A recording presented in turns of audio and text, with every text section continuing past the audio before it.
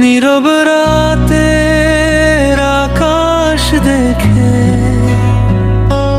মনে পড়ে তোমার কথা।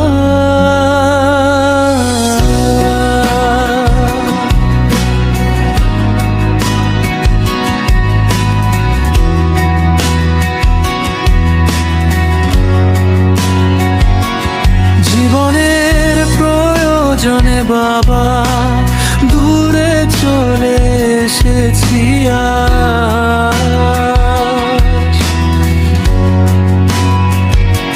সময়ের ভিড়ে হারিয়ে গেছি ব্যস্ত দিনের মাঝে